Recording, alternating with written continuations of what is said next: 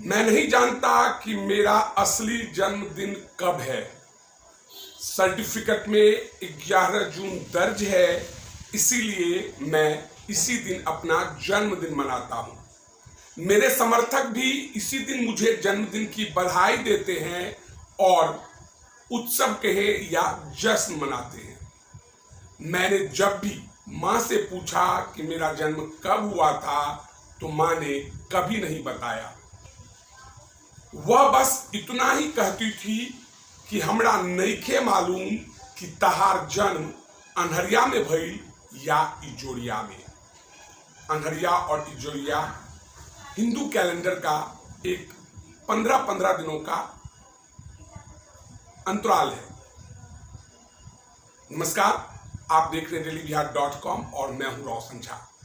यह कहानी है बिहार के पूर्व मुख्यमंत्री लालू प्रसाद यादव की। लालू यादव अपनी आत्मकथा गोपालगंज टू रायसीना में उन तमाम बातों का जिक्र करते हैं जो आज भी बहुत लोगों को नहीं मालूम है। लालू यादव का बचपन गरीबी में बीता है। लालू यादव सवर्ण समाज के बीच से आते हैं। लालू लिखते हैं कि मेरे गांव में सवर्ण समाज के लोग रहते थे जिनका बोलबाला था। पिता के पास 2 बीघा जमीन थी। चूंकि पिताजी गौपालक थे, इसीलिए डेली का इनकम हुआ करता था। बावजूद इसके परिवार चलाने में उनके पिताजी को बहुत ही कठिनाइयों का सामना करना पड़ता था। लालू अपनी जीवनी में बचपन को याद करते हुए लिखते हैं कि जब बारिश होने लगती थी तो छप्पर से पानी चूने लगता था।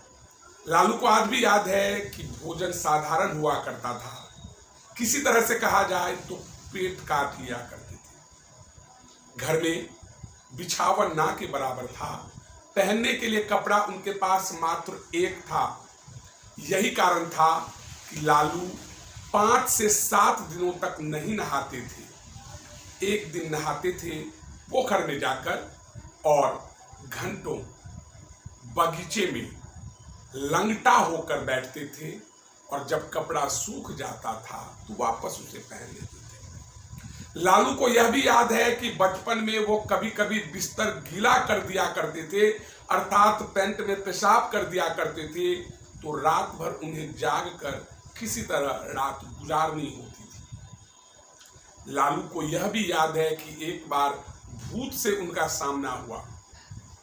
लालू कहते हैं कि बचपन से ही उन्हें रामलीला देखने का शौक था और यही कारण था कि जब कभी गांव में रामलीला का आयोजन होता था तो वह अपने दोस्तों के साथ रामलीला देखने जाते थे। ऐसा ही एक बार गांव में रामलीला का आयोजन किया गया। वे अपने दोस्त के साथ वहां पहुंचे थे। उन्हें नहीं पता कि कब उनकी आंख लग गई। जब आंख खुली तो रामलीला समाप्त हो चुका था। उनके दोस्त बगल में बैठे थे जो कह रहे थे कि चलो कब्रिस्तान की ओर चलते हैं। वे अपने दोस्त के साथ हो लिए और जब कब्रिस्तान की ओर जा रहे थे तो रास्ते में उन्हें एक काका मिलते हैं जो कहते हैं कि इतनी रात गए कहाँ जा रहे हो, घर लौट जाओ। लालू यह भी बताते हैं कि जब अगले दिन अपने उस दोस्त के पास जाकर वह उसे डांटते हैं कि रात के समय तुम मुझे कब्रिस्तान क्यों लेकर जा रहे थे, तो उनके दोस्त का कहना था कि मैं तो रात में अपने घर पर ही था, रामलीला देखने के लिए गया ही नहीं। लालू अवाक रह जाते हैं। लालू फिर उस काका के पास पहुंचते हैं जिन्होंने उन्हें कब्रिस्तान जाने से मना किया था। तो उस काका का भी कहना था कि मैं रात में तुमसे नहीं मिला। अब लालू आश्चर्यचकित होते हैं और लौटकर अपनी माँ से पूछते हैं कि आखिरकार उनके साथ क्या हुआ। लालू कहते हैं कि माँ कहती है कि भूत तुम्हें लेकर जा रहा था और तुम्हें मार डालना चाहता था, लेकिन भगवान ने तुम्हें बचा लिया।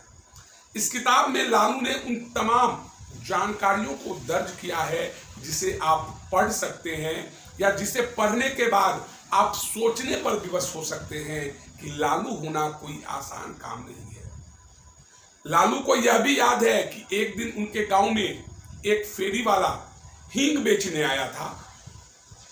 उन्होंने उसके हींग को चुराया और कुएं में कहे या तालाब में फेंक दिया। फिर क्या था, घर पर शिकायत पहुंची, डांट लगी, मार पड़ी और उन्हें पटना आने का अवसर मिला।